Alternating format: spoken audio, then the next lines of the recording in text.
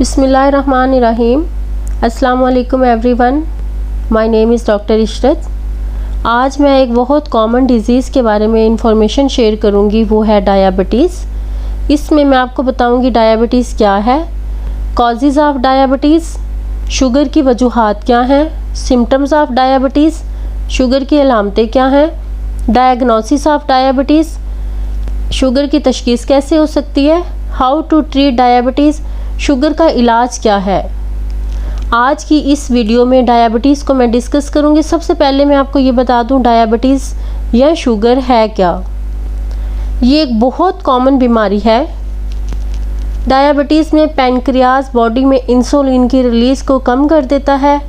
Normal routine में तो normal इंसान में पैनक्रियाज बॉडी में इतनी इंसुलिन बनाता है जितनी बॉडी को इंसुलिन की ज़रूरत होती है, लेकिन डायबिटीज़ के मरीज़ों में उनके पैनक्रियाज से इंसुलिन की रिलीज़ बहुत कम हो जाती है, जिसकी वजह से वो जब भी खाना खाते हैं उनके खून में शुगर लेवल बढ़ जाता है। ये था डायबिटीज़ शुगर का इंट्रोडक्शन। आगे जाके मैं आपको डायग्नोसिस में आपको बताऊंगी, आगे जाके सिम्टम्स बताऊंगी, इसका ट्रीटमेंट बताऊंगी। अभी मैं आपको बता देती हूँ डायबिटीज़ की टाइप्स कितनी होती हैं। डायबिटीज़ की 2 टाइप्स होती हैं, टाइप 1 डायबिटीज़ और टाइप 2 डायबिटीज़। जो टाइप 1 डायबिटीज़ है उसे हम इंसुलिन डिपेंडेंट डायबिटीज़ कहते हैं। ये वो डायबिटीज़ होती है जो छोटी एज में हो जाती है, जैसा कि 15, 16 या 25 साल के लोगों में हो जाती है। इसका इलाज सिर्फ़ और सिर्फ इंसुलिन ही है, इसलिए टाइप 1 को हम इधर ही ख़त्म कर देते हैं। अब हम डायबिटीज़ टाइप 2 पे बात करते हैं।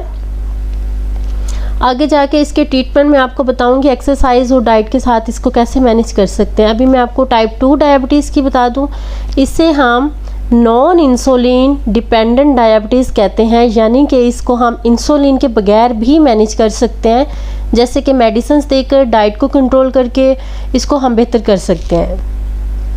टाइप 2 डायबिटीज़ मोस्टली ज़्यादा उम्र के लोगों में होती है, जैसा कि 40 के लोगों में मोस्टली। ये थी टाइप 2 डायबिटीज़। अब आपको बताऊंगी ये क्यों होती है, इसकी वजूहात क्या हैं। शुगर की जो मेन रीज़न है जो अभी तक डिटेक्ट की गई है वो है जेनेटिकली ट्रांसफ़र होती है, यानी आपको विरासती तौर पर मिलने वाली बीमारी है। ये आपकी विरासत में होती है, यानी कि आपके जीन्स में आती है। सेकंड रीज़न ओबेसिटी भी हो सकता है, मोटापा भी हो सकता है, लेकिन मेन रीज़न जीन्स है जो जेनेटिकली ट्रांसफ़र होती है। अगर आपकी विरासत में है तो डाइट और इन्वायरमेंट भी इसका रीज़न हो सकते हैं। अब इसकी सिम्टम्स पे बात करेंगे। अगर आपको या किसी को डायबिटीज़ शुगर है तो वो क्या फ़ील करता है, उसकी अलामतें क्या हैं, उसके सिम्टम्स क्या हैं। इसकी कोई टारगेटेड सिम्टम्स तो नहीं, लेकिन कुछ कॉमनली सिम्टम्स है जो मैं आपको बता देती हूँ। सबसे पहली मेन कॉमन जो सिम्टम है वो है फ्रीक्वेंट यूरिनेशन। फ्रीक्वेंट यूरिनेशन होगी मतलब आपको बार बार यूरिन आता है, ख़ास तौर पर रात में सोते वक्त बार बार वॉशरूम जाना पड़ता है। जब ब्लड में शुगर लेवल बड़ा होता है तो बार बार यूरिन आता है। नंबर 2, आपको थकावट का एहसास ज़्यादा होता है। नंबर 3, आप कोई भी काम करते हैं तो बहुत जल्दी थक जाते हैं। नंबर 3, भूख का बहुत ज़्यादा लगना, बहुत ज़्यादा प्यास का लगना, पैरों का जलना, ज़बान का खुश्क होना। ये कुछ इसकी सिम्टम्स थी, लेकिन स्पेसिफिक टारगेटेड सिम्टम्स नहीं है, ये जस्ट कॉमनली सिम्टम्स थी जो मैंने आपसे शेयर कर दी हैं। अब इसकी डायग्नोसिस पे बात करूँगी। इसको यानी शुगर की तशख़ीस कैसे करेंगे। शुगर लेवल चेक करने के 2 तरीके हैं। इसमें एक तरीका जो है वो ब्लड टेस्ट से होता है, दूसरा जो है यूरिन से होता है। शुगर चेक करवाने के लिए यूरिन टेस्ट करवाया जाता है या ब्लड टेस्ट करवाया जाता है। अब बात करेंगे डायबिटीज़ के ट्रीटमेंट पे। डायबिटीज़ को ट्रीट करने के लिए कोई ऐसा ट्रीटमेंट नहीं है जो इसे जड़ से ख़त्म कर दे। ये जड़ से ख़त्म होने वाली बीमारी नहीं है, इसको सिर्फ आप कंट्रोल कर सकते हैं। शुगर को आप जस्ट मैनेज कर सकते हैं। इसकी मैनेजमेंट ऐसे की जाती है जैसे मरीज़ बिल्कुल नॉर्मल लाइफ गुजार सकता है। वो फील करता है कि मैं डायबिटिक पेशेंट हूँ ही नहीं, जस्ट इसकी मैनेजमेंट की वजह से। इसकी मैनेजमेंट के लिए सबसे पहला स्टेप है डाइट اور سیکنڈ سٹیپ ہے ایکسرسائز۔ ڈائٹ میں آپ نے بہت زیادہ پرہیز کرنا ہوتا ہے۔ اچھا، اس میں ایک بہت بڑا مس کنسیپشن بھی یہ ہوتا ہے کہ میٹھی چیزوں سے پرہیز کرنا ہے اور باقی چیزیں آپ کھا سکتے ہیں، جبکہ ایسا نہیں ہے۔ آپ لوگوں کو بیکری آئٹمس، یہ بہت بڑا مس کنسیپشن ہوتا ہے، ایسا بالکل نہیں ہوتا۔ ڈائبٹیز کے مریض اپنی ڈائٹ سے وہ چیزیں نکال دیں جس میں بہت زیادہ کاربوہائیڈریٹس ہوتے ہیں، کیونکہ کاربوہائیڈریٹس گلوکوز کی ہی ایک شکل ہوتی ہے۔ روٹی میں، چاول میں، بیکری سے بنی تمام آئٹمز میں، میدے سے بنی چیزوں میں کاربوہائیڈریٹس بہت زیادہ ہوتے ہیں۔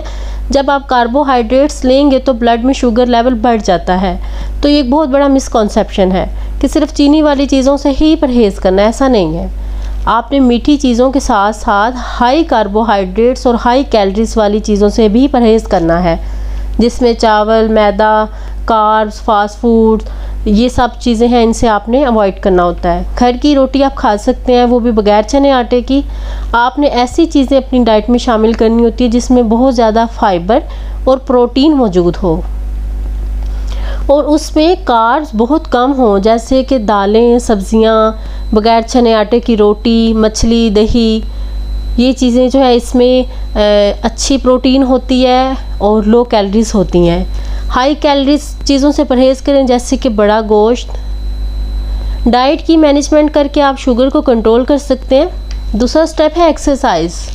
ایکسرسائز کو اپنی لائف کا حصہ بنا لیں۔ جب آپ ایکسرسائز کرتے ہیں، ایکسرسائز کرنے کے بعد ایکسرسائز کرنے سے آپ کا میٹابولزم فاسٹ ہو جاتا ہے اور پینکریاز انسولین زیادہ بنانا شروع کر دیتا ہے۔ اس سے آپ کی نیچرلی شوگر کی مینجمنٹ ہو جاتی ہے۔ اس لیے بہتر ہے آپ مارننگ واک کریں، ہلکی پھلکی ایکسرسائز کریں۔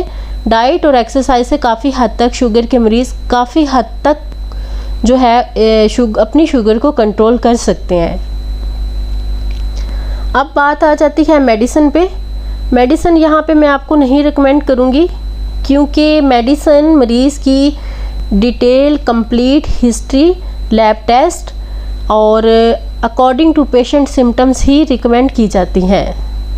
یہ تھی تمام معلومات شوگر کے مریضوں کے لیے۔ اگر آپ کو پسند آئی ہیں تو please like and subscribe and share ضرور کریں for more videos. Thank you. اللہ حافظ۔